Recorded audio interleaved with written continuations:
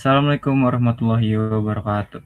Perkenalkan, kami dari kelompok Inilah Teletubbies ingin memaparkan hasil diskusi kami dengan judul yaitu perancangan sistem informasi pemesanan dan pembayaran restoran berbasis digital dengan dosen pengampu yaitu Ibu Bias Julisa Geni Mkom.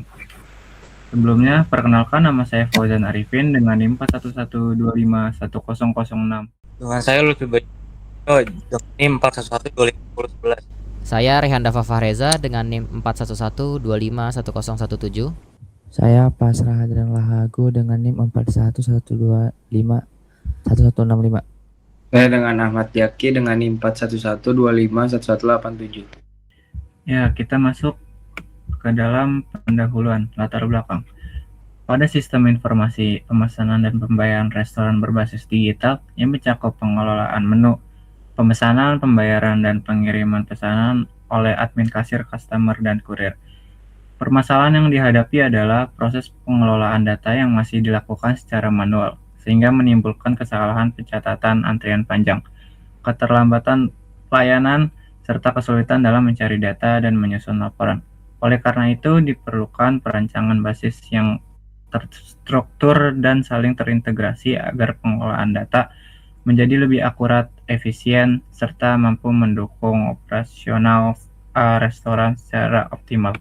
Selanjutnya di bab 2 dijelaskan oleh rekan saya yaitu Zaki. Di sini bab 2 ada basis data merupakan kumpulan data yang terorganisir sehingga dapat menyimpan dan menyediakan informasi secara efektif. Pengelolaan basis data dilakukan menggunakan database manajemen sistem atau DBMS yang memudahkan proses penyimpanan, pengolahan, dan pengambilan data. Dalam perancangan basis data, diperlukan permodelan menggunakan Entity Relationship Diagram atau ERD untuk menggambarkan entitas, atribut, dan hubungan antar data. Selain itu, proses normalisasi dilakukan untuk mengurangi redundansi dan menjaga konsistensi data sehingga struktur database menjadi lebih efisien. Penerapan primary key dan foreign key berperan penting dalam menjaga integritas data dan hubungan antar label. Seluruh struktur tersebut kemudian diimplementasikan menggunakan SQL yang menjadi bahan standar untuk membuat, mengelola, dan memanipulasi database relasional. Dengan perancangan basis data yang baik, sistem informasi dapat bekerja lebih terstruktur, akurat, mudah dikembangkan, serta mampu mendukung kebutuhan pengelolaan data secara optimal. Selanjutnya dijelaskan oleh teman saya. Selanjutnya bab 3 yaitu normalisasi. Normalisasi adalah proses menyusun ulang struktur tabel supaya data tidak berulang dan tetap konsisten. Pada laporan kami ini, normalisasi dilakukan sampai bentuk normal ketiga, 3NF, melalui 3 tahap. Yang pertama itu bentuk normal UNF. Awalnya data pesanan masih punya kolom berulang, nama menu 1, nama menu 2, dan seterusnya. Data pembayaran pengiriman masih campur jadi satu tabel. Yang pertama 1NF. Data dipecah supaya tidak ada lagi kolom berulang dengan memisahkan ke tabel detail pesanan, pembayaran, dan pengiriman. Yang kedua 2NF, yaitu memastikan semua atribut bergantung penuh ke primary key karena semua tabel pakai single PK, tidak ada masalah ketergantungan parsialnya. Yang ketiga 3NF, itu menghilangkan ketergantungan tidak langsung dengan cara data seperti nama menu, nama pelanggan, dan nama kurir tidak disimpan berulang, melainkan cukup dirujuk lewat foreign key ke tabel aslinya, yaitu menu, customer, dan kurir. Nah, hasilnya seluruh tabel sudah berisi dari redundansi dan siap dipakai sebagai dasar rancangan database. Kemudian perancangan tabel basis data. Pada materi kami ini, kami menjelaskan rancangan tabel berdasarkan hasil IRD dan normalisasi. Tabelnya dibagi menjadi 2 kelompok. Yang pertama itu tabel master, yang artinya datanya itu relatif tetap, tidak diubah-ubah, yang terdiri dari admin, kasir, customer, kurir, dan menu. Kedua, tabel transaksi, yaitu datanya yang bisa berubah-ubah sesuai dengan aktivitas atau kegunaan restoran, yang terdiri dari pesanan, detail pesanan, pembayaran, dan pengiriman. Nah, setiap tabel sudah dilengkapi dengan nama field, tipe data, panjang data, serta keterangan primary key dan foreign key-nya. Sebagai acuan saat tabel-tabel ini nanti diimplementasikan ke tabel sungguhan. Demikian. Implementasi data bagian ini menjelaskan tahap mewujudkan rancangan tabel menjadi database sesungguhan menggunakan MySQL sebagai DBMS-nya. Proses ada 6 langkah, mulai dari bikin database, bikin table sesuai rancangan, tentukan primary key dan foreign key, tentukan tipe data tiap var, masukkan data contoh sampai menjalankan perintah SQL untuk mengolah datanya. Database diberikan nama restoran digital, dibuat lewat perintah create database, lalu di dalam dibuat 9 table sesuai rancangan sebelumnya, yaitu admin, kasir, customer, kurir, menu, pesanan, detail pesanan, pembayaran, dan pengiriman. Masing-masing lewat perintah create table. Beberapa hal penting yang diterapkan di setiap table. Setiap table mempunyai primary key dengan auto increment, jadi ID otomatis bertambah sendiri tiap ada data baru. Tidak perlu diinput manual. Table-table transaksi, pesanan, detail pesanan, pembayaran, pengiriman punya foreign key yang menghubungkan ke tabel master. Sesuai hasil normalisasi sebelumnya, misalnya tabel pesanan terhubung ke customer lewat ID customer, dengan detail pesanan terhubung ke pesanan dengan menu sekaligus.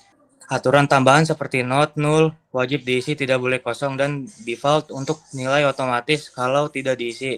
Selanjutnya akan dilanjutkan dengan teman saya.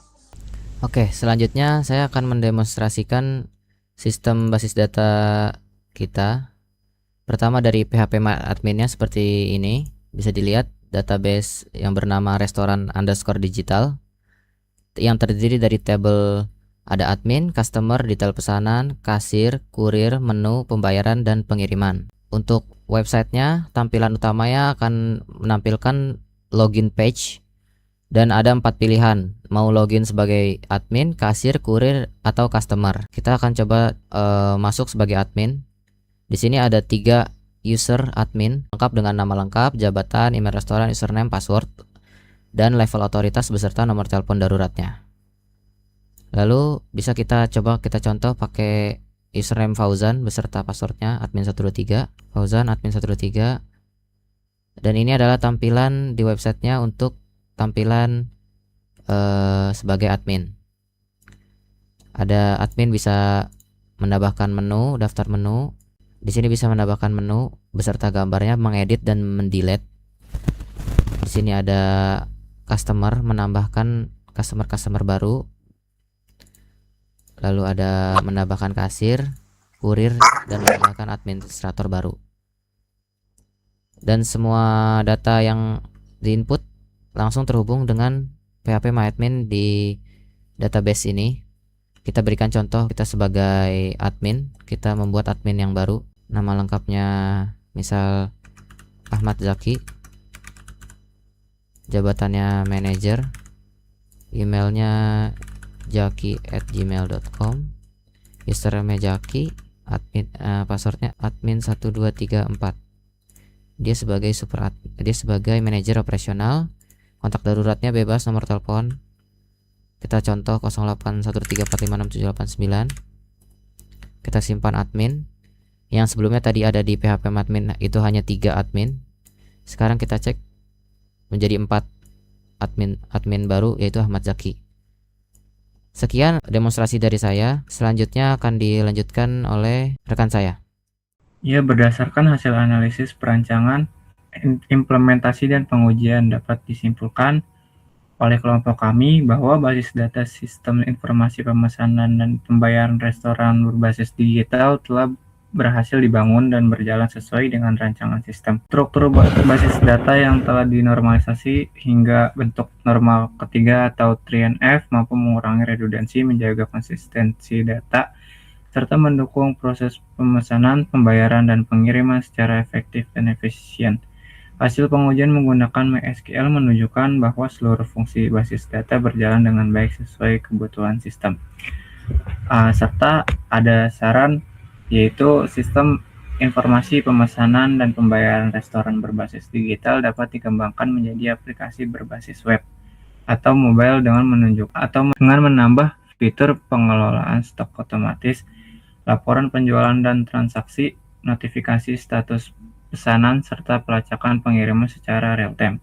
Selain itu, sistem perlu meningkatkan keamanan data melalui enkripsi password dan pengaturan hak akses pengguna, serta diintegrasikan dengan metode pembayaran digital seperti QRIS, e-wallet, dan mobile banking agar operasional restoran menjadi lebih efisien, aman, dan memberikan kemudahan bagi seluruh pengguna. Demikian paparan yang dapat kami sampaikan, kurang lebihnya kami mohon maaf. Wabillahi taufiq wal hidayah. Wassalamualaikum warahmatullahi wabarakatuh.